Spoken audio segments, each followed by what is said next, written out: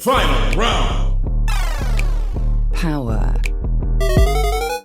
Welcome to Gaymer Girls, your gaming podcast full of nerd news and lore lectures for the girls and the gamers. I'm your host, Van. And I'm Sana. And today we're talking about possibly my favorite new piece of information. Not very new, 2019 new, but I just read a Tumblr post about it. It's new to you. It's new to me. Did you know rats are playing games for fun? I did not. Rats are playing hide and seek for fun, and not for food reward, not for anything. But basically, there's this whole study done by a German university about how rats are playing hide and seek. And I'm over the moon about it. So basically, I saw a Tumblr post and someone posted a screenshot of a CNN article that said rats can be taught to play hide and seek and they squeal with joy when they win, scientists have found. So I was like, gotta dive further into this. I found a fantastic article called Lab Rats Play Hide and Seek for the Fun of It, New Study Shows by Emily Underwood in 2019. So the gist of it all is that this German institute ran and published a study and research and paper on behavioral and neural correlates of hide and seek in rats, done by 4 scientists: Annika Stephanie Reinhold, Juan Ignacio Sanguinetti-Scheck, Konstantin Hartmann, and Michael Brecht. And it was funded by the European Research Council. And they were also given more money by, and please excuse my German, Studienstiftung des Deutschen Volks. I messed that up, but I feel like we can we ignore have it. Text across the screen that just I hope so. Yeah, I'll probably write that. Is it spelled out? Yes. And then we'll cut my very poor pronunciation of Studienstiftung. We keep that in. Oh, okay. All right. Executive decision. But basically, the little tidbit that I had read on Tumblr was something along the lines of like, they learned how to play hide and seek. They learned how to both hide and seek. And these scientists found out that their reward for playing that is the game. They have ways of communicating to the scientists that they're having a fun time and that they understand the rules of the game. That's adorable. So this study ran, and within 2 weeks, 5 out of 6 adolescent male rats had learned to both hide and seek. Incredible. In this hide and seek environment that scientists built, where it was basically a room that had different pathways, 7 different hiding spots for the rats and 3 for the human researcher. The main researcher scientist who was actually interacting with the rats was Annika Stephanie Reinhold. And what would happen is they first started by getting the rats comfortable inside their testing environment. And there were also different levels of boxes and hiding spots. Some were like opaque and some were translucent. They let these rats get comfortable and then they started placing the rats inside the box. And it would always start with the rat inside a box. And if the rat had to go and seek the scientist, scientist would close the box and go and hide, and then the box would open with a mechanism with a remote control. The rat would come out and then find the scientist, and when the rat found the scientist would reward the rat with like little tickles and pets and like verbal praise. And there was no food. And then the rat, when it was hiding, the box would stay open and be placed inside the box, and then scientist would kind of crouch beside it, and then the rat would hop out, go find a spot to hide, and then the same sort of thing would happen. The scientist would pop out, go find the rat, and then play with it a little bit, be like, I found you, here's some tickles. Eventually, they saw that these rats were finding good hiding spots, as in they were picking the opaque boxes, not the translucent boxes.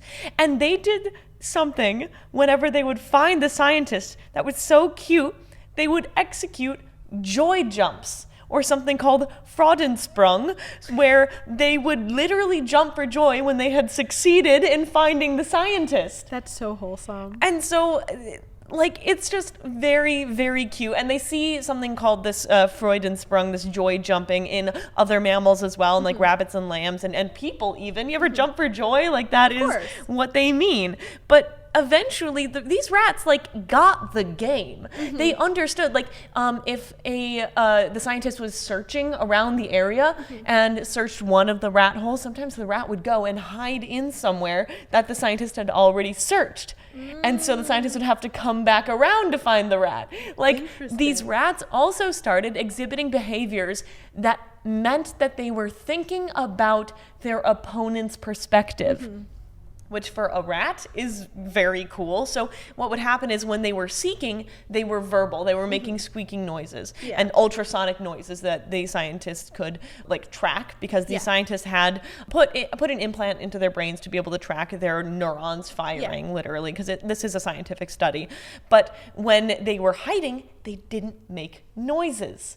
So they were aware of the need to be silent and consider that your opponent might hear you. Interesting. Which is just something like, oh, they're considering other perspectives of also not other mice, of humans that they're playing with. And so it was just such a cool thing to learn about. And I am truly just it brought me some Freudensprung. I was jumping for joy learning about this. And basically, a lot of other scientists are agreeing that this is an interesting jumping off point for understanding games and play in mammals and other animals that typically have to think in terms of survival. A lot of games and things that are able to rig in scientific studies because they have food as an outcome, or sort of a cloth or wire mother situation. Have you ever heard of that? No. It's just the study of whether animals would prefer like food and no comfort versus comfort and food. And there's always basically an incentive of food. But here, the incentive is to play. And so it's a good jumping off point. I don't think there's any like major conclusions that are coming from this study, but I just think it's fantastic because I have a little itty bitty cat. You've got 2 kitty cats. And we, I think, recognize cats and dogs as playing for the sake of playing. Yes. Either they play fight, but there's no exact reward. Or my cat, Creature, she plays fetch. She's got a little squirrel toy, and I throw it across the room, and she knows to run out, grab it, and she brings it back near me. Not to me exactly, but near me. Yeah. And so it's very clear when she wants to play fetch. I can wake up, sometimes the toy's right near my face, and she wants to play for the sake of playing. Yes. I don't give her treats. I used to when I was, when she was younger, and she would do cool things or jump really high or whatever. So maybe I taught her that, but she just plays for fun. I don't know. That's cool. Animals play for fun. I think anyone who's been around animals enough knows that they have personality and like distinct things that they like or don't like or enjoy doing or not enjoy doing, whether or not there's a reward attached to it. But I think it's adorable that rats learned how to play hide and seek and have learned not only how to play it, but also how to get better at it and play it better. And over time too. The study went on for weeks and weeks. I think it's also fantastic that a German university was willing to fund this study, which is really cool. And we are sort of in a time of possibly regressing back to the technological dark ages in terms of scientific progression, and our current administration is hell-bent on restricting the kind of government and institutional assistance that they are willing to give scientists based off of who knows what. But But now we can just think about, honestly, now what you saw the thing about the woolly mice. Yes. I want to see those guys play hide and seek now. I would love. Let's teach the woolly mice how to play hide and seek. 100%. Let's, if hide and seek is the first frontier, what is the next step? Tag. Oh my God. Tag is the next one. You're so right. And then the next one after that is, I think you have to build them like a little itty bitty playground set with like a slide and a monkey bars and stuff. And we just have to see if they want to keep going down the slide to go down the slide for fun. I love that. Oh, why didn't I go into rat science? I'm sad now. Because you thought an arts degree would be better. We both did. We both did. So yeah, that's my little tidbit for today. That's my little, we're going to be calling these episodes Quicksave episodes. Yeah. So Sana is going quick to... little tidbit bites of game news and lore lectures, but not our full hour-long, in-depth videos. But this was lovely. Thank you for joining me, Sana. Yeah, and thank you for joining us. Yeah. Please like, comment, subscribe. If you were a rat and had to play a game, what rat game would you play? What rat game would you play? I would want to play... Ooh, you know... I think I would want to play like ball. I'd want to have like a ball, like a dodgeball. Or something. I want to like kick the ball or something behind. I want to see if rats would engage in pushing, like, I don't know. I just give me a little dodgeball. I want to play rat dodgeball. Rat dodgeball would be very cute. Logistically, don't know how that would happen. No, because they can't pick up the balls. But that's the next frontier. We can imagine it. We can imagine it. What about for you? I would love rat curling. Ooh, that's funny. Oh, that's a little trickier because they have to learn to walk on the ice first. No, I think it would be funnier if you had two teams.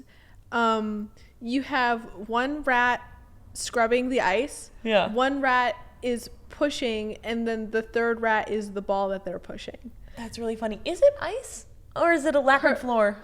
Curling is ice. Curling is ice. Okay, cool. I thought so. You know, we have like 2 or 3 actual listeners in Canada based on our breakdown. Yeah. Well, this one's for you. Alrighty. And we'll see you next time. Bye.